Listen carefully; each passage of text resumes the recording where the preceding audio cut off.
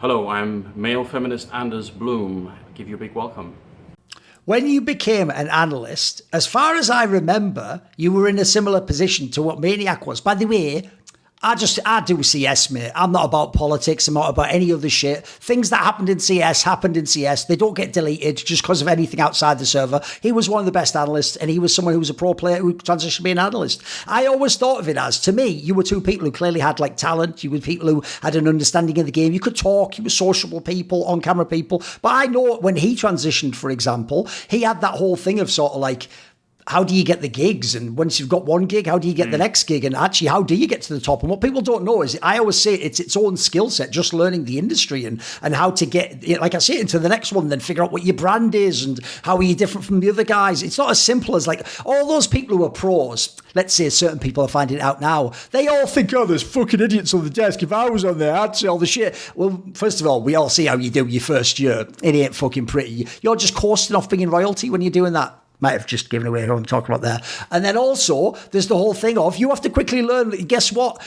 Like as soon as you're 3 months, 6 months out of being a pro, that doesn't even get you hired anymore, mate. Now it's based on things like, do you impress the producer? Does he actually think you work well? By the way, can he keep up? Can you keep up with the other people on the desk? Do you have the technical skill? There's so much goes into it. So when you first started and you got the odd event, then you would get a bigger event, and you get this to a tier 2 event. Did you actually think this is like this is a thing? I'm going to be an analyst now. It's going to be a thing. This is going to be my second career. It's going to be. Did you have this sense? Did you have the indie, you think? I think like talking about Counter-Strike, I think that was like supernatural, right? Like for a lot of people in this space, you get to be the version of you that you want to be, right? And because you have the knowledge base, right? You get to talk about a thing that you obsess over. So from that perspective, like talking to like-minded people about Counter-Strike is great. Like that was really easy to do. But so yeah, like I went back to Australia, did a little bit of streaming stuff, but I did a podcast with Richard, right? And Richard, when I guess it was about my career, I'm sure I could go back and watch it, but I remember he asked, like, what do you want to do now? And then he suggested, like, would you be, what about analyst desk work? What about that stuff? And it's something that I was like, yeah, actually, like that could be cool to try, right? So I think that was where the first like idea of it kind of existed, talking with Richard in that format, which is great because also his platform helped get the message out there that I might be interested in doing those type of things. And then I would say because of that, I don't remember, maybe I could go back and check in my emails and stuff, but Joe Miller reached out or somehow I got in contact. I don't think I reached out. I think Joe Miller reached out, right? And he was like, oh, we're doing Pro League. Do you want to come over to Germany and do Pro League for these weeks? And I remember talking to my girlfriend at the time, and the amount of money that he offered then, and I had no idea what industry rates were like, and I probably should have reached out to other people and said, hey, this is something that's happening, what should I be charging? But the initial rate that Joe gave was $400 a day. And I was like, what the fuck? Like $400 a day to go and talk about Counter-Strike and watch Counter-Strike matches? Fuck yes, sign me up. Like I jumped at that, like, because the opportunity was what, like, go back to being a plumber in Australia or try this streaming thing out, which I was doing inside of a closet that had no airflow. I think I was just losing brain cells as the fucking days were going by. Or go and do this and get to be a part of World Counter-Strike in a different way and still enjoy the game. And I was like, yeah, let's do it. So I went over and ESL, because I was going to be there for such a long period of time. This is when Pro League was online for the group stage portion. I was going to be there for such a long period of time. They got me an Airbnb, and I didn't know where it was. It wasn't close to the studio at all. I was there on my own. I didn't speak any German. The girl whose Airbnb it was, she wasn't there. Her mum had to come from the border of Amsterdam. She left like onions and potatoes in there that had been there forever that literally like became liquefied, and the place was rank. I downloaded torrents, Duncan. I downloaded Arrow, and if people don't know, New Girl. This is also hilarious because even though they threaten you in other countries, I mean, in the modern day, use a VPN anyway, but in other countries, no one ever actually does anything. You were in Germany, motherfucker. Yeah. So I downloaded New Girl and Arrow on this. Not even something good. Not like you're the Godfather. So yeah, okay. So you downloaded this, and what happened? Come on. Then I got, after I was out of the Airbnb, the guy that booked it for me from ESL, Stuart Ewan, he sends me an email. He's like, hey, did you download some torrents? I was like, yeah, okay, well, the girl has sent you the bill. It's like $2,500 or whatever that you have to pay. So absurd. That's like you just paid all your fucking money back basically for torrents. Yeah. First, then I had to get a German lawyer, Anna, to help me out, and I ended up paying a fine and paying her. So then I probably ended up paying $2,500 anyway.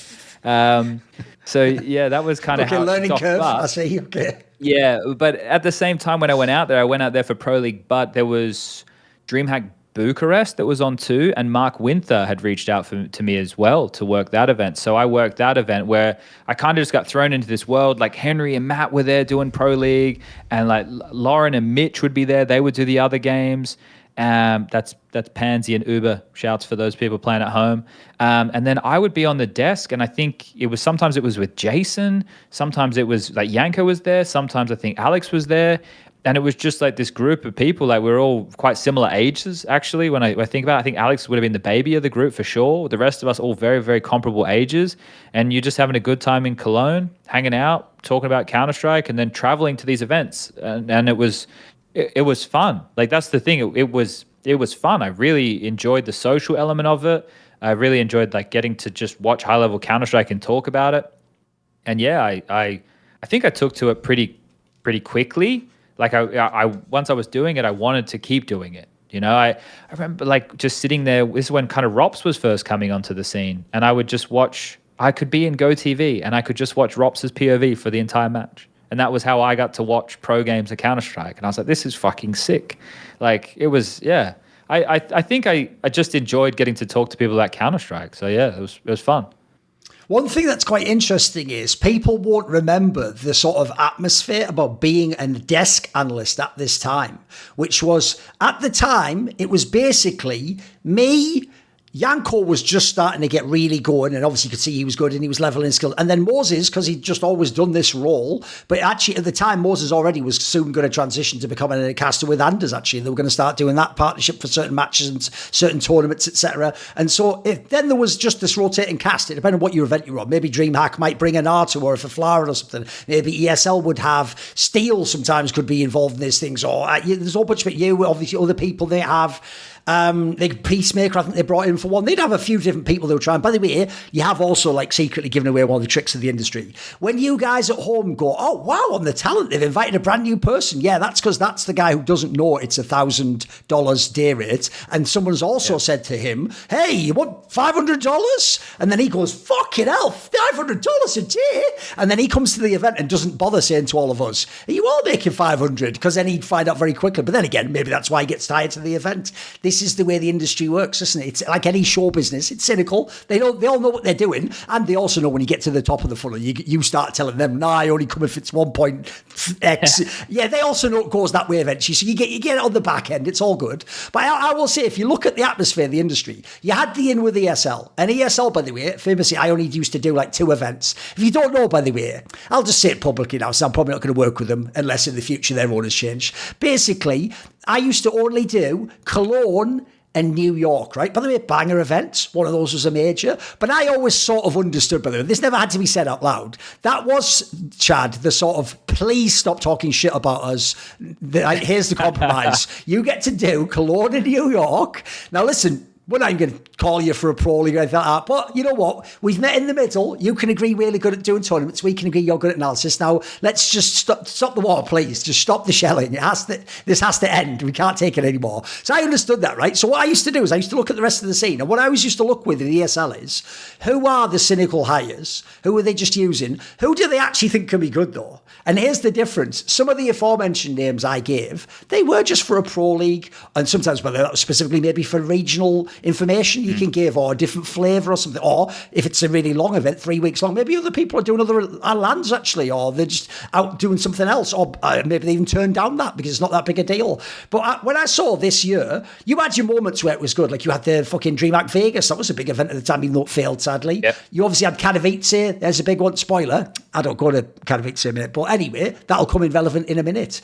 Then you'd have like more like the DreamHacks, the tier 2 lands, the tier 1.5 maybe years more fair. 1.5, we'll say. But obviously at the time, you hadn't yet done E-League, etc. Now, I will say, over this time period, when I'm sort of looking at the lay of the land, I did cynically just think, listen, mate, you did get 2 of those gigs, basically, because I didn't do them. Like, E-League Clash for Cash, if you don't know, that was where I said I wouldn't do it. Because at the time, look, this will sound weird because everyone else in Europe can't get this. I don't actually like America, mate. I don't really want to live there. It's not my shit. It's not my style. I enjoyed the year I was there. That's fair. I have my own shit. I live in Europe in that sense, even though the joke is I'm British. I'm like, I'm not a European. Get a European Union's off for me. But anyway, there's a whole separate thing with that. So that one, actually, at the time, I even just did like the fuck y'all. I have a calculator, and I'd rather get 4 days of working the minor for the Krakow major, which was not in Krakow, Poland. It was in Romania. I'd rather have 4 days day rate than 1 day's day rate. And I'm sorry, E-League, if you haven't figured that one out, listen, I'm from the northeast of England, mate. I don't regret that to this day. I absolutely spent that few thousand on something good, mate. Don't worry about that. And it was going to be a shit game. I was going to fly all the way there to watch VP get their asses handed by Astralis, because unfortunately TV execs don't know that 6 months in CS is like 10 years in sports, and like that team's not good anymore. Then the other one was you got to do the Krakow major for PGL. Spoiler, I did get offered that. PGL used to be my mates back then.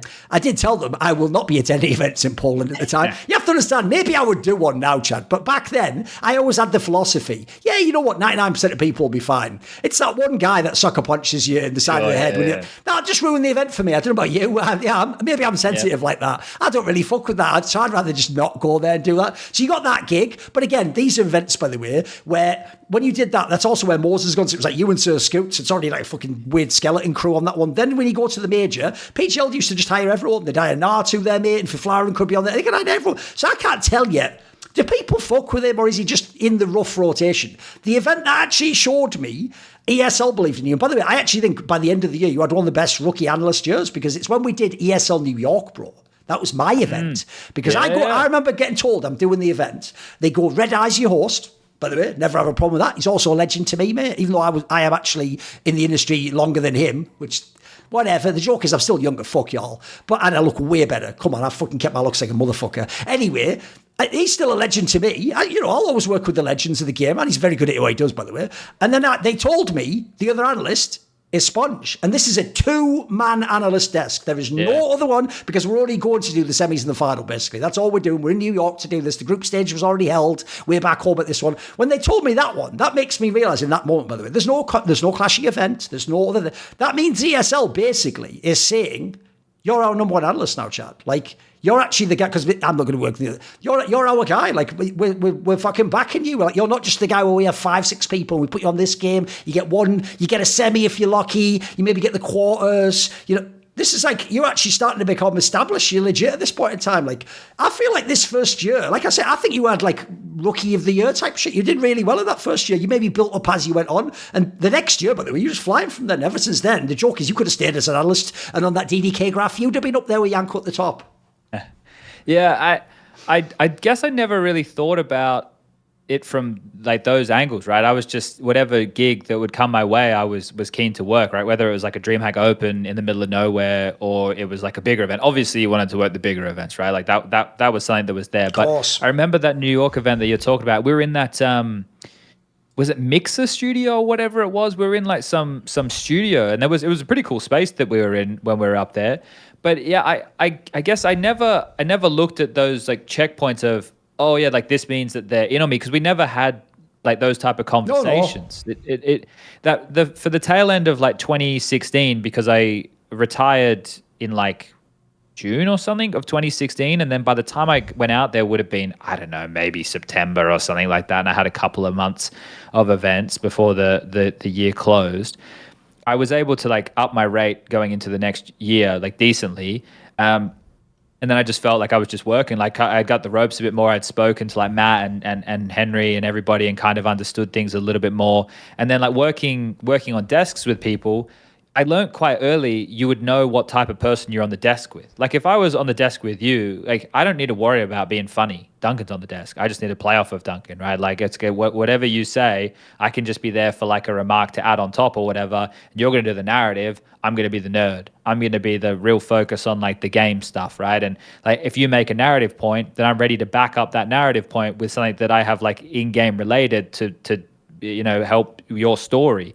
And it's like, I guess that's the social side of the desk that I think is a bit of a dying art form these days. Is like people don't understand that we're not all going out there just to talk about numbers. We're not all going out there to talk about story.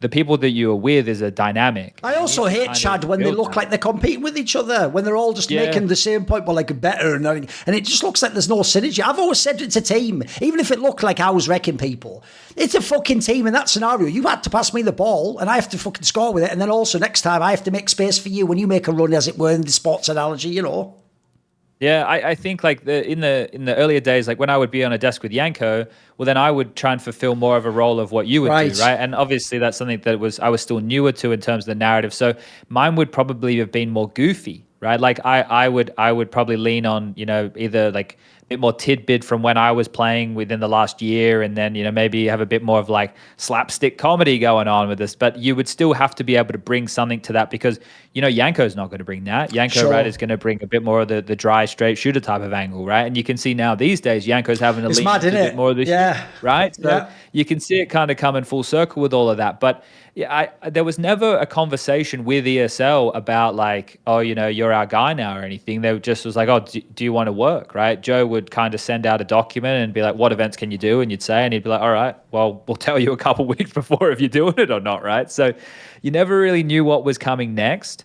But I always felt, even from a player perspective, I had a really good relationship with the people at ESL, not on the broadcast side, like whether it was player managers or admins, like a Graham Messiosa Pitt or a Mihao, right? Or like even some things that people won't realize, but like from the CGS conversation we're having, and I know you're not a big fan of Torble, but Torble used to be an admin for the CGS. He used to plug in my mouse and keyboard back when I was a professional player in 2008. Like, these are people who I've known for a long time. So I had really good relationship with them, and it kind of always felt like Rush is one of my best friends, the Observer, who works for ESL. Like, I would always be in the production room, and I guess because I really wanted to be there and I wanted to be involved in all of these things, that also helped embed me. Like I kind of became a bit of like it was a bit of the furniture in a way. Like I was at these events and stuff. So yeah, it's interesting the way that you look at it, and it makes sense, right? Because back then, with all those desks and stuff, I didn't know what was coming next. I was just taking what was coming. But yeah, when you talk about it that way, yeah, that's pretty cool. Because I've got an angle here that I want to build off there, which is one thing that fans always miss about the industry politics is it's not about the events in the circuit. Yeah, we all want the biggest one, or we want the Katowice or the Cologne or whatever. Yeah, those are cool. We want the ones that pay the best and that have the coolest people and the best team. But the real thing is, do you get hired for the major? And if you don't get hired for the major, it's death, it's over, it's depression, you might never work again. These are the real things people think. By the way, even Anders recently basically implied as much publicly that you just feel like you're done, or you're on the way out, or you just never mattered anywhere, or what. So when you have your really big event, the phone doesn't ring for me. And then not only that, you might bring some other fucking guy who wasn't even on your last event. So it's like, what's going on? So was I just the guy on the small event? I thought I was your guy, So the one that always shocked me was, even though you did the Clash for Cash, they didn't bring you to Boston Major. And then not only that, I'm going to parcel this together. You didn't do the Boston Major, so you had to sit behind. I always tell people, by the way, same thing happened with Maniac, same thing happened with every top analyst. The majors lag always. They always lag a year or two. That's when you get hired once. The problem with the esports industry, I've said it a million times, is there's a few people have the vision. The rest of them can just see, my joke like fans is, they can see someone lift a trophy and go, he must be really good. They just see at the end, they see the finished product and go, yeah, you're good. So you didn't get Boston.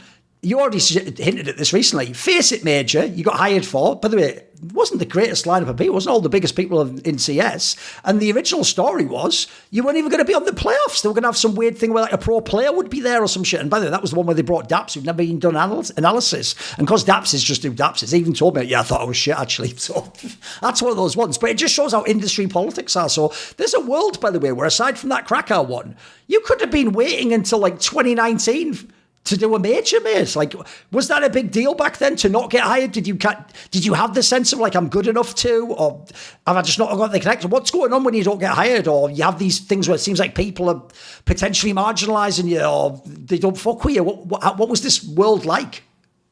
I'll be honest, a lot of conspiratorial thoughts, enter one's mind, because I didn't enter this space to be on broadcast, to be aligned to anybody. It's always been Counter-Strike first, right? And I think with the way that things have kind of gone over the last 5 years since the pandemic, the view on that, in my mind, has shifted a bit, and we'll get to that. But in the beginning, it was just to work Counter-Strike events. I work for everybody, Starladder, Epicenter, like everybody. Anybody under the sun that was running an event, I would have been there if they had asked, because I was going from place to place, event to event. That's what I wanted to do, and that's what I was doing. So working for ESL out the gates, it was really good because like ESL is the backbone of Counter-Strike, right? Like that's they've always done the best tournaments. They always have. It's the framework for like everything that we have today, and right. So getting to have the in with them early is huge. It's been a massive boon for me, my career, but never getting asked to work like a Face It regular season event, I always wondered like why. And I was like, is it because I work the ESL events? And it's like, maybe it is. I also remember I had a bit of a Twitter spat with Dan and James back when they were casters and I was a player. Like they made some comment because Immunity got to go to like the Face It event that we couldn't. Something happened with the qualification. Like we weren't home to play it, or something happened and we couldn't go, and they made a comment about them, like, and I took exception to it. I don't even remember the exact detail, and I made like a snide remark, and this is when I was still a player. So I imagine that probably left a bit of a mark, right? Like I don't know, like it could be completely bullshit, but I imagine, right, if a snot-nosed fucking 26-year-old is making snarky remarks, you're probably not going to look to hire him quickly for your events, like because it was directed at James/Dan, I forget which one, and obviously for those people who don't know, James would do the hiring of talent at Face It events. So I never got invited to any of those. And some of them I was a bit bummed about because they're in cool locations. It's in like Cancun or whatever. And I'm like, this would be sick. Like it's, it's an end of year kind of party with like Counter-Strike players and stuff. And it's cool. And I never got invited to those. And that was a little bit sad. The E-League one with Boston, like Atlanta, I never thought because I'd just become. So like that would never have even crossed my mind. Boston, I was a little bit surprised, but I also know that they had a distinct way they like to do things, right? They weren't as embedded in the community. They had like a clear vision on what they wanted to do. So from their angle, like I guess I didn't fit that bill, right? Even going to do the Clash for Cash, I had to go. That was the first time I'd bought a suit jacket, right? Was for that event. Normally I'd just be, people remember I just wear a button-down shirt and I'd roll up my sleeves, right? And I'm a bit more of a casual guy. But for them, I had to get a suit jacket and do all that stuff. So I did it because I wanted to work for E-League, right? It didn't work out in my favor in the future. They didn't call me up for the major, so maybe they didn't like the work that I offered. Maybe they think I didn't offer enough during, like, you know how they do production meetings before? Maybe I didn't offer enough there. That was the first time I'd kind of been in one of those type of meetings. I guess, I don't know, but I don't think I like hold a huge grudge against E-League for not hiring me for that. Like that is what it is. My thing that makes me a little bit annoyed about companies like this is they come in, they stir up the industry, and then they fuck off. That's my pet peeve. A lot of us feel like that about E-League. Don't worry. Because put it this way, it's even worse for us. They sort of implied to us when they came, like, you'll be here for 5 years or something. So I was gone the next year, but even the people who stayed, I think it lasted 3 years. Yeah, and that's a bit of a shame, right? True. Because like people made really big plays, like Semler and Anders. Yep. They made the move away from that. Basically cost them being number one for real. Yeah, and that right, like that's I guess that's the way she goes. Yes. But people won't really even know that looking back at that. Yes. And for them to take the move to primetime TV in the US, it feels like a no-brainer, doesn't it? But you see how that's aged. The Face It one was interesting. The Face It one. So there's a few of my colleagues over the last couple of majors that have rolled by who probably have found themselves in a similar mindset, and I know that I've talked them off the ledge of not saying something crazy, but not working a major because they feel slighted by the choices that are being made, and that's probably what I felt with the Face It one. And you bang on, it's like Daps was there, and he hadn't even done any analyst work at that point. I think they had Sean-Gez and Threat, and it makes sense with Threat. Like they'd use Threat for their their league stuff, and I'd get that. And I thought Sean is obviously really strong, but they were just going to run with those two. But those two had nowhere near the level of broadcast experience I had. No, just the technical skills. Yeah, it's not about CS knowledge. It's like I said earlier, there's a whole extra language of being on broadcast, right? Yeah, and at that point, I was like Alex's right-hand man as well because we had done so many desks together. And as a little tidbit with this, it's like when we did get to doing the final, the program wasn't working. So Alex and I are doing a desk off of the main screen in the arena. Okay. So ridiculous. if Alex was there with the other guys without as much experience, it would have been a much tougher time. So we were there and we were able to riff, and like I know where Alex is going. Alex knows where I'm going. We play off of each other very well, even back in the desk days. So, you know, we've had some nightmare starts to majors and grand finals and big games and everything like that, where just technical issues have happened. And if you don't have a rapport with each other, it can be really hard to get out of those moments without being like, oh guys, everything's broken, and you ruin the fucking facade and you fuck everything up. But yeah, when they offered me only the groups, this is when I turned to my my little angel on my shoulder. Sometimes I think he's a devil, but I talked to Jason and I'm like, you know, fuck these guys. Like, if they don't want to use me for the playoffs, because like, who gives a fuck about the groups? Like, you want to be there for the big games, right? This is what it's about. So it's like, oh man, like fuck these guys. Like, I'm not even going to work the major. Like, why would I do that? And at the time as well, this is just a compounding thing. So this is why I was probably more emotional than I needed to be. My grandma had just passed away, and I was like so sad that, because I was the first grandchild and I was her favorite and all that nonsense and whatnot. And then I didn't get the call up to work the major, and by that point I'd already been doing it for almost 2 years, right? So I was like, I think I'm like pretty decent at what I do. So to not get that was fucking hit me real hard. And then you and Richard kind of went out on a bit of a campaign on my behalf, because we call it doing a red eye. It's like one TI red eye didn't get the call up to be like the host or whatever, and he tweeted about it before they did the talent announcement. Like, if you ever catch me doing that, I'm fucking done. Like, at that point, send me back to Australia, guys. Like, it's over for me if I'm ever doing that kind of petty shit. It's like, if a company doesn't hire you, you don't go out there publicly and fucking ream them before the talent announcement and try and garner public support against them to then hire you. That's fucking pathetic. That's like you get broken up with and your hands and knees begging to a girl to, please take me back. It's like, this is their choice. I don't agree with it, but this is By their the choice. way, And it's like, before people think I've done that, I haven't done that. What I always did was I would just pick, if they didn't hire Yanko, and say, you should have hired him, because we have laundered that opinion through there. It's sort of implied, I seem like the best guy ever. I'm not even fighting for myself. I agree though, Chad. The problem is it is a bit fucking low class, isn't it, to sort of just be like, why am I here? It's not a good look for anyone. It's not a good look. You're right. No, You're and that's right. the thing. It's a position at these events. It's like, they don't have to hire me. Absolutely right? not. No. I look at the major as like a celebration of Counter-Strike, and you would want the people who are deserving, right, but also have earned it through merit to be at these type of events. And I thought that I deserved to be doing the playoffs of a major. But never having worked for Faceit before, and the politics in the mix with the more I work for ESL and then eventually DreamHack, the more embedded I become as the ESL guy, right? Like, that's just the way she looks. And at no point, if Faceit had asked me to work their events, I would have said yes. Like, I would have worked their regular season events. Like, if it was clashing with a Pro League, probably not. Pro League would last longer, so I'm going to get more days, like you were talking about before.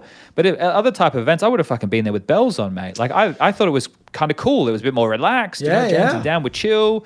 I thought it had a different vibe to it. I thought it would have been a fun little environment to work in. But yeah, I was a bit remiss. And then you and Richard petitioned for me, and then they asked me to stay. And even then, when they asked me to stay, Duncan, you know I'm a spiteful motherfucker. You know I wanted to say fuck off. You know I wanted to get on that plane and fly back home and just like, fuck you guys. But well, the real irony is, I imagine you also would have thought, imagine saying something on the broadcast. Imagine that, face it. Imagine someone just going on the broadcast and out their grievances. Wouldn't that be fucking crazy? Anyway, sorry, something came out of my head there.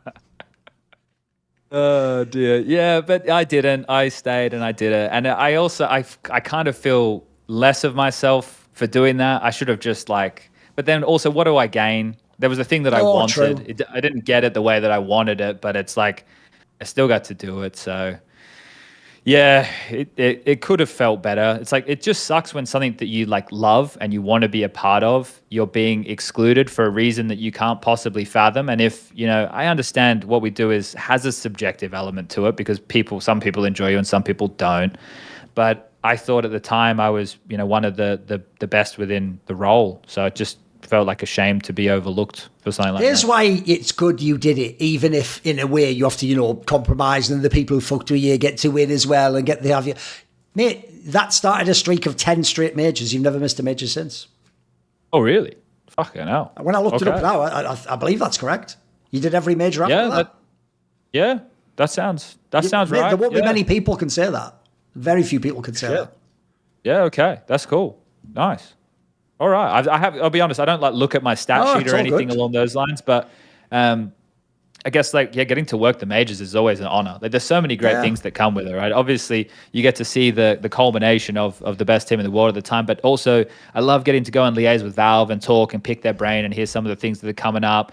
I love the environment that is at these events too, because they're fans, but they're also Counter-Strike lovers. You don't go to a Counter-Strike event unless you love Counter-Strike. Sure. You're not just buying a fucking ticket to go. These are people who are like my people. Like they like the same thing I like, and it's so much fun to get to be at these events. It's really cool. So I'm quite blessed, I guess, to have done 10 straight. That's sick.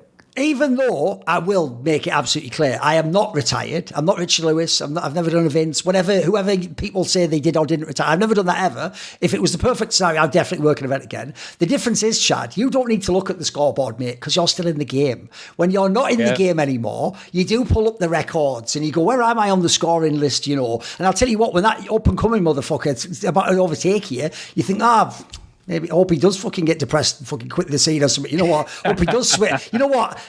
Moses, thank you so much for becoming a caster. Everyone else hated you doing that, mate. I love that you let me keep that record.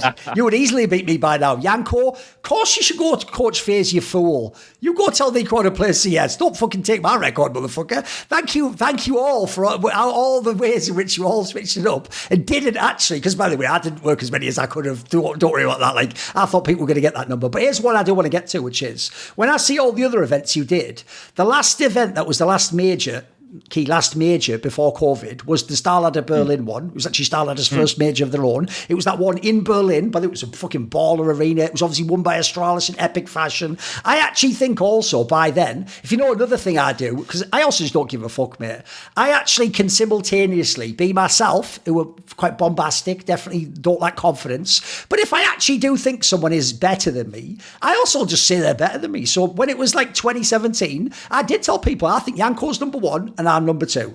Famously, I even told E-League that. The joke is, they then hired Yanko for the Boston Major. Listen, if you're going to be legit, Chad, it's not free. It comes at a price. It's all good. Yeah. By the way, did a great job. Not worried about that at all. I've got Yanko in there.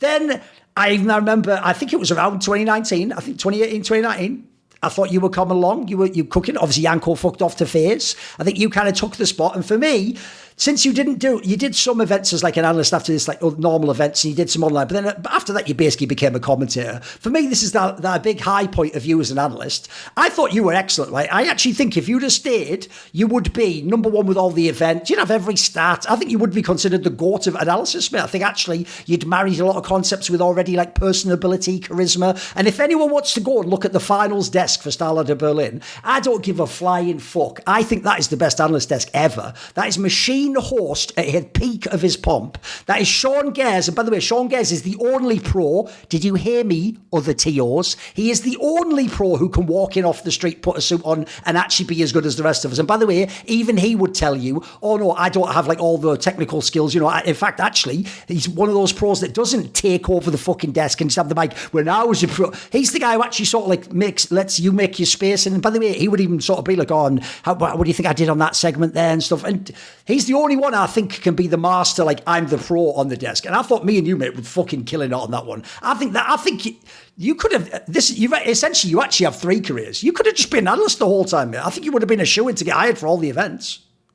That desk you're talking about at Starladder was actually fucking sick. Like, because we had all bases covered, right? Like, the dynamic that we had there, and everybody very personable. When you think about all the names you mentioned right there, that's sit down in a bar and have like a good conversation type shit. And I think that's the difference with some of the desks, right? Is like when you have a group of people like that who can all riff, and everybody also kind of knows what each other's strengths are too. And that's the good thing with Alex there, right? Like the way that he's guiding traffic, but then also he was mega, yeah. But this is the part that comes with it is when you've done it for a while, like for you and I, you're also looking for layups for other people, right? And then when that's happening, then when Alex is getting a slam dunk into a throw, and then it's coming out, it's coming back to you, and then I'm palming it off to Sean. By the way, it must be like being a pro when you're describing before being in the floor. But it's actually a rush to set someone else up to like say, well, and I also, what do you think? Don't they do that on Mirage too? And then they take that fucking point and run with it. It feels fucking awesome, doesn't it? The team's winning. Yeah, that desk that you referenced there was really good. Because I remember I did another one with Sean that year as well, but it was like Belek, and it was that Starladder event, right? I think it was like me, Sean, and Alex, right? And it was all just goofy. Like it was just like we were doing silly stuff the whole time. I think that was before the major, so like a chance to get him like building into it and stuff, because he flirted with it for a little while, right? But then now he's gone over to Valor, and I think he might want to come back to Counter-Strike now. But yeah, I think that desk was sick. But I appreciate the words there, Duncan. That's it's very kind. Like did you ever consider staying analyst? Would you have kept doing it?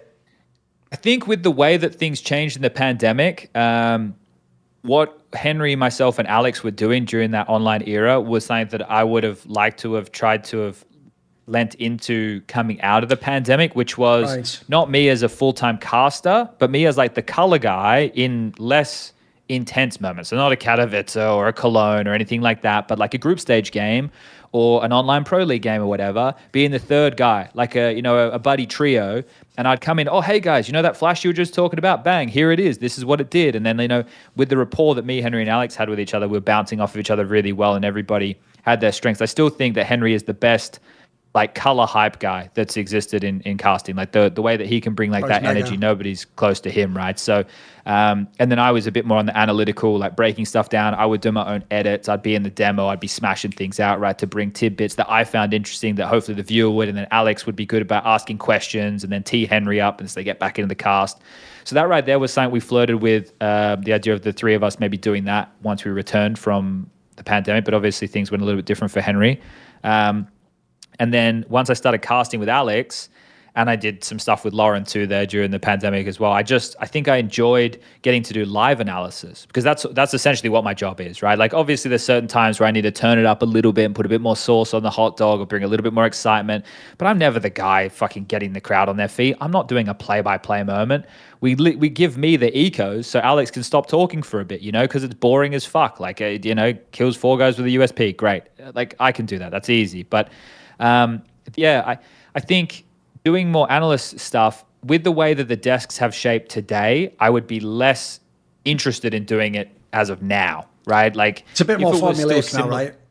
Yeah, and I just think that like with not the time that's been taken away, but all the other stuff that they try and put into the broadcast, you have no flow. Yes. Like you're always going to, you're just a director of traffic, you're not really there to add too much, which is really quite sad, because back in the day, I think people would tune into segments that you were on or Richard was on or that I was a part of, because it would be something that they're not ready for, and that would be the reason to tune in. Like, they can look at the stats on HLTV. They're not here to hear you recite those stats. They're here to hear you give an interesting take or to do something a little bit funny, or, the game was boring. All right, well, we're talking about a whole different thing, or we're doing something completely different. And I think a lot of that is, I don't want to say dead, but not promoted to be easy. I think you have to go on there and be a strong personality and kind of force your will onto the segment for it to happen.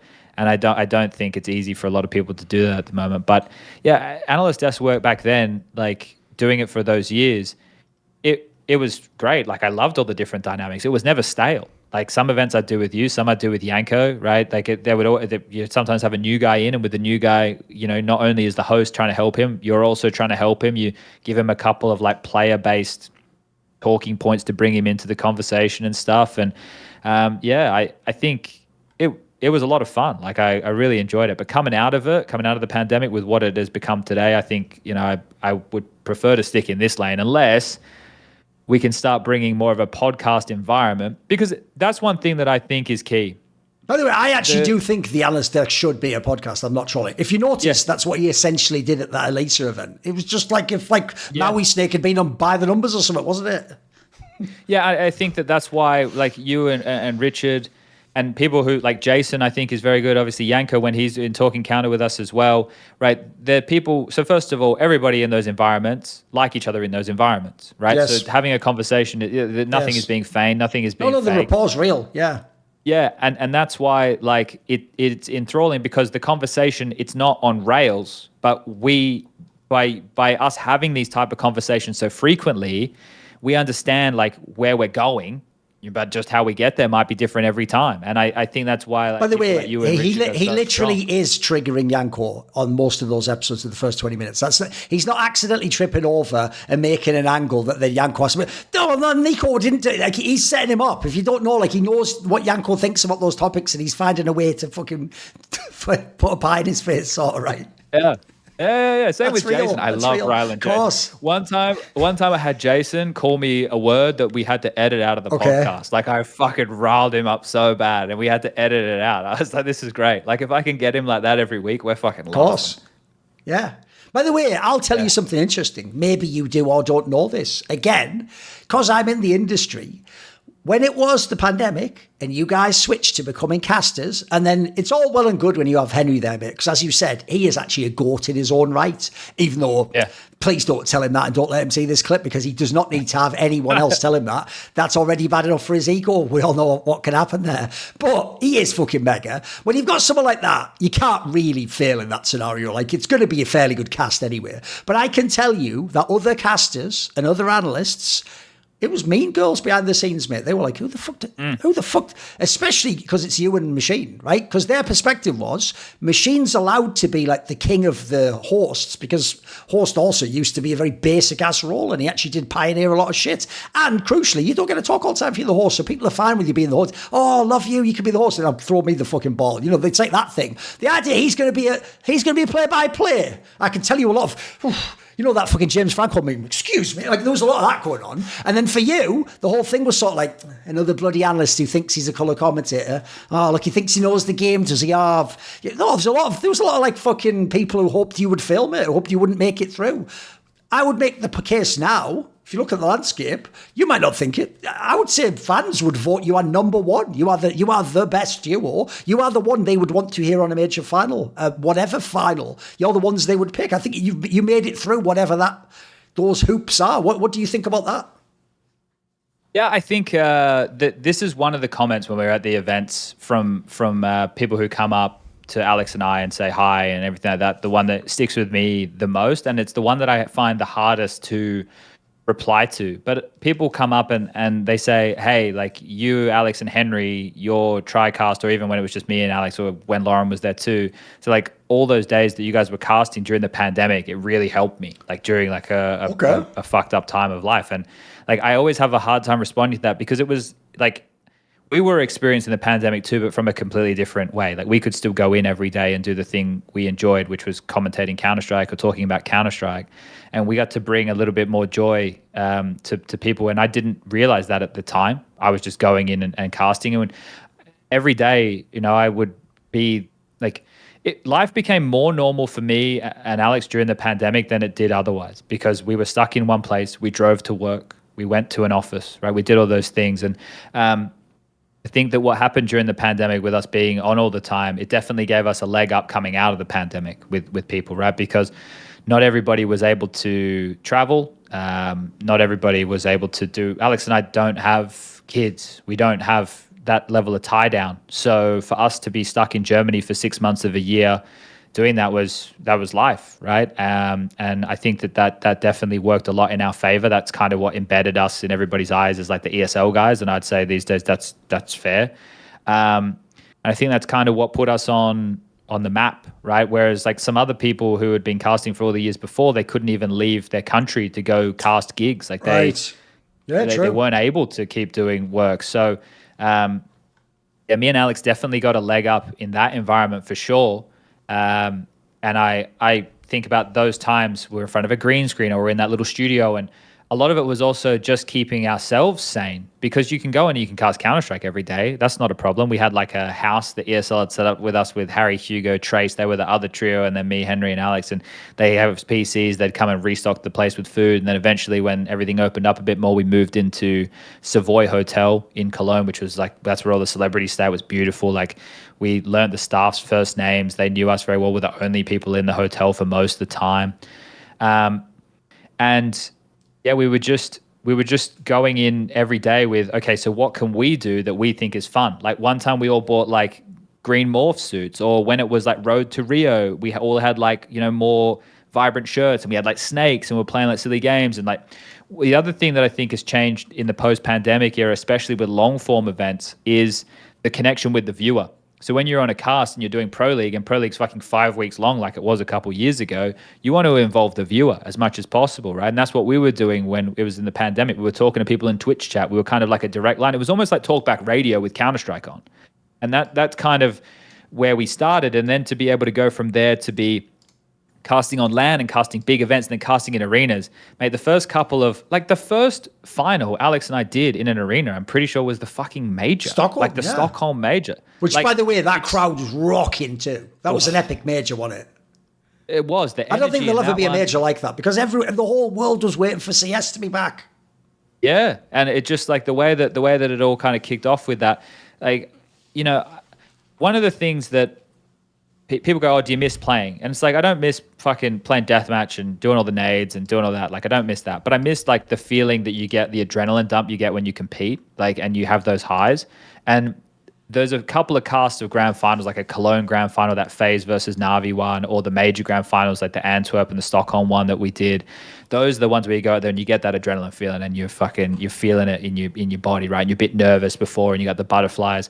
And those type of events, I started to get that feeling back, and I was like, this is fucking living. Like, this is what it's about, going out there to start doing those. So, yeah, like I think Alex and I have been very fortunate with how things have kind of unfolded over these last 5 years. It's only been 5 years, right? Like, it feels like people might think it's longer because of all the desk work and stuff we did together. But yeah, I think we had that natural, that rapport initially, because I think Alex is a very personable guy.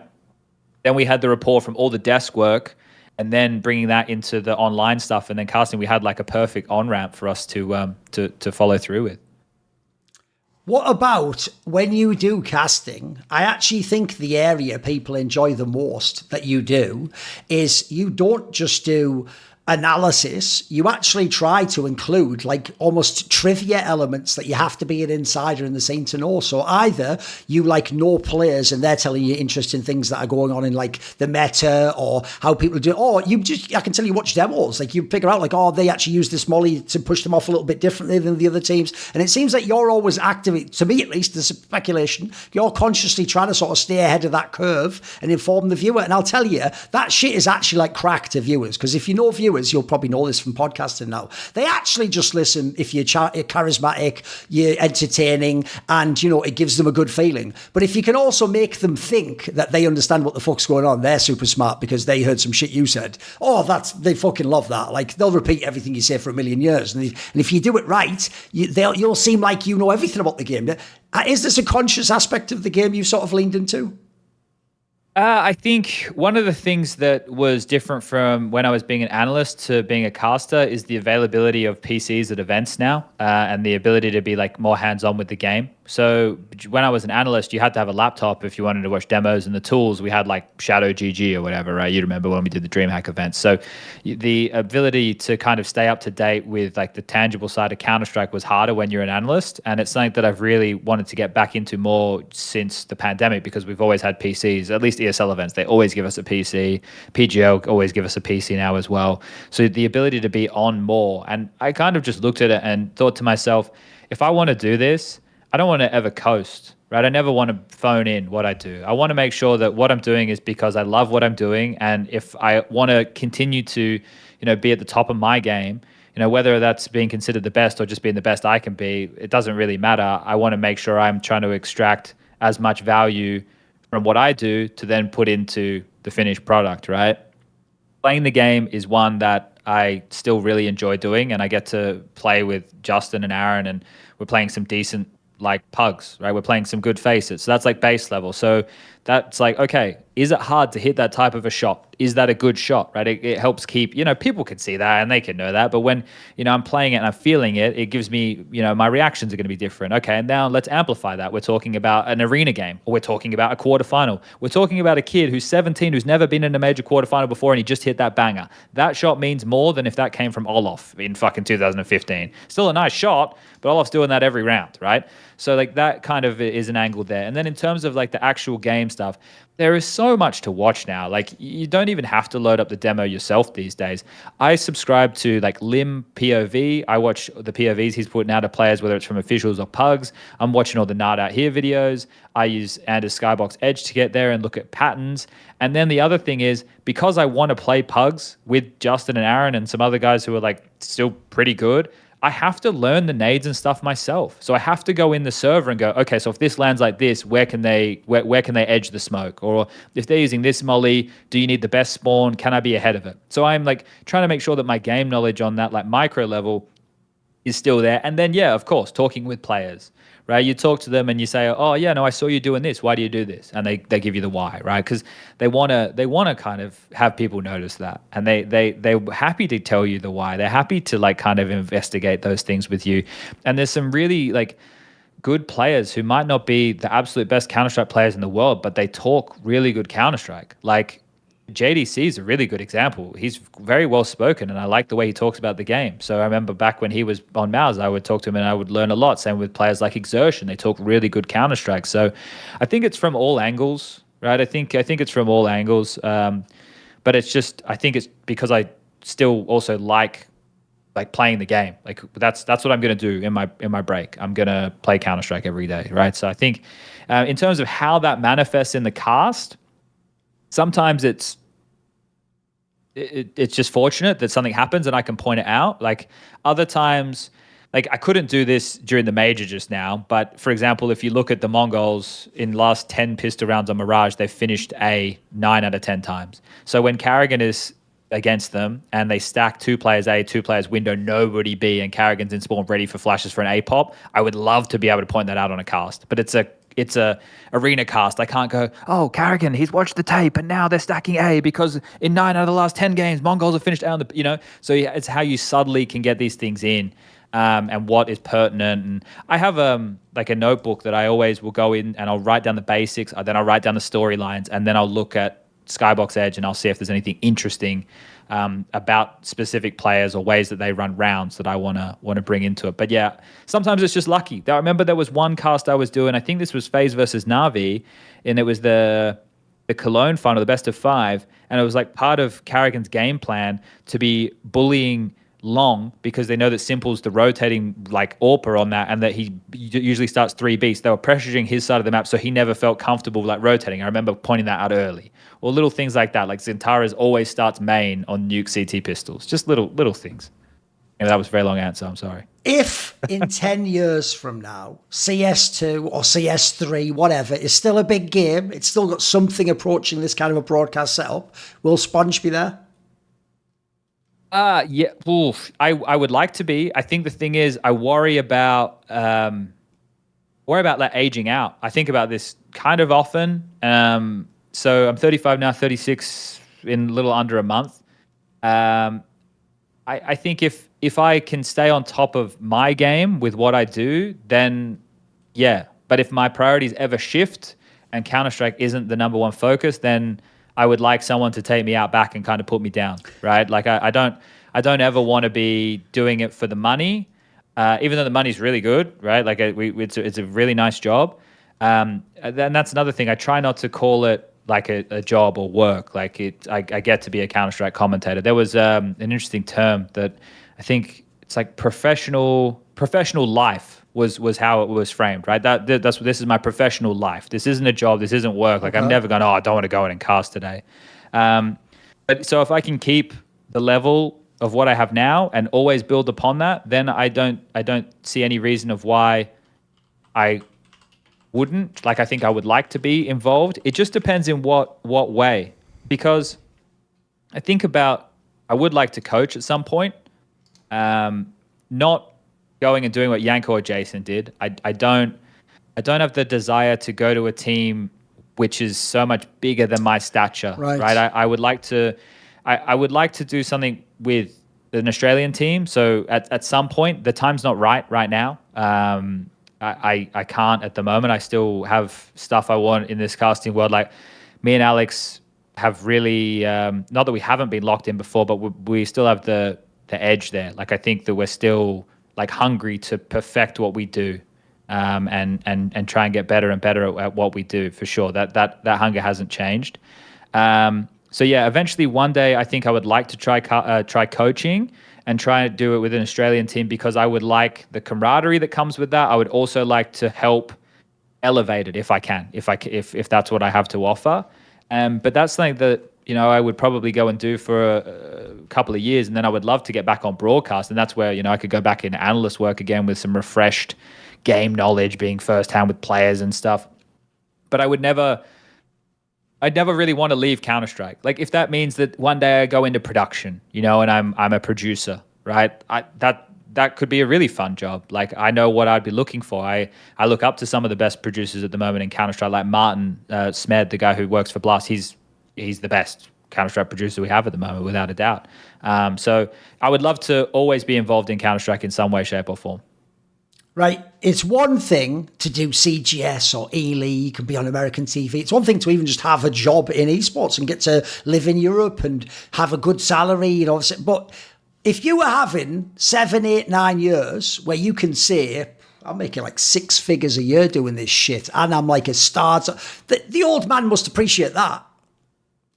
Yeah, I think still to this day, when we talk about some of the money that I get to earn, he's kind of baffled by the fact that it exists, because it's still game. It doesn't seem like real work, does it? And if he's a plumber, he's fucking grafting for that work, mate. And we're just going, they won the game. Can I have a bag of money now? It's ridiculous, isn't it? Yeah. So from that angle, I think that's quite humorous for him. But my parents are very proud of you know, what I do. And my dad actually, when we just did IEM Melbourne, mum messaged me like a week before, and she was like, "Oh, your dad wants to come." Well, actually, I think it was the week of. I think it was the group stage week. It's like, "Your dad wants to come," and I was like, "What do you mean?" Like, "Oh, he just wants to come and see like what it's like." And I was like, "Yeah, awesome." So he flies over from Perth to Melbourne, and he just rocks up. And a lovely talent manager, she so hooks him up with a badge and stuff. And I show him the things that he's most baffled about are the things that, like, for us are just everyday things. He's like backstage and he's like, "Wow, I didn't realize like it was so big back here." You know, like they had all these like. Then I was like, "Yeah, like it's a proper production." And he's like, "Oh, okay."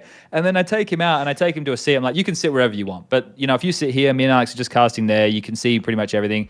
He sat in that seat for the whole weekend. Like, he just sat there and just consumed the whole thing. And he's like, by the end of it, we're having a talk, and he's like, "Oh yeah, those Vitality guys, like they seem pretty good, yeah." He's like, "Oh, that Messi guy is pretty, yeah." And he's talking about, because he would watch, like, even when I was in the CGS and stuff, he would consume whatever he could, or when we were playing with VOX or whatever, he would try and consume. Obviously, over the years, he gets a bit more of an understanding about things. But yeah, he really enjoyed it, and you know, I think.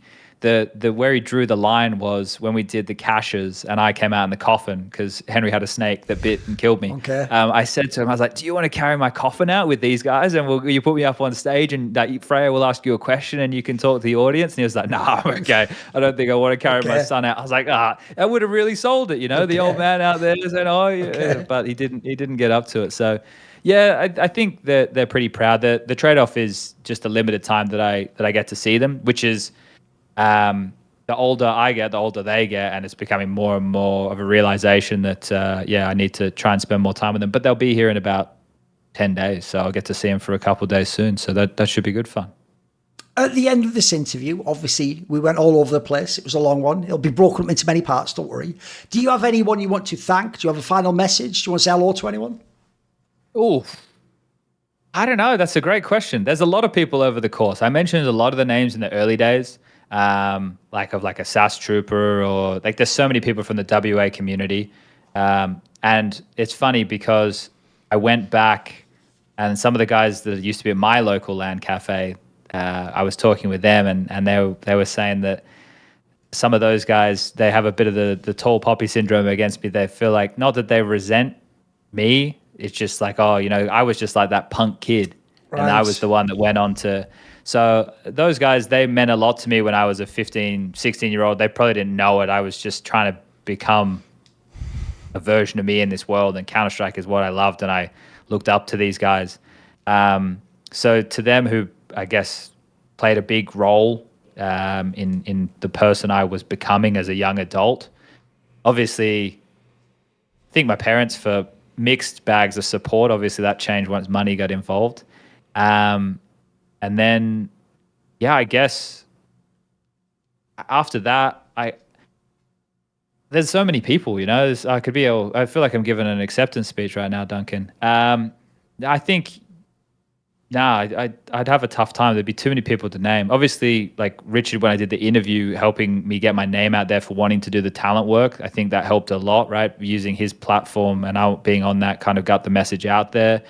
I think a lot of people have mixed feelings about Joe Miller. But Joe was a legend back in the day when I was a kid, even though he's only a year older than me. And Joe was always fair with me. Joe was never playing games with me. He was never trying to fuck me with money or anything like that. Joe was always like really, really fair with me. I don't know why he was like that with me compared to stories I've heard of how he's with other people, but Joe was always really, really fair with me. Yeah, that's probably about it.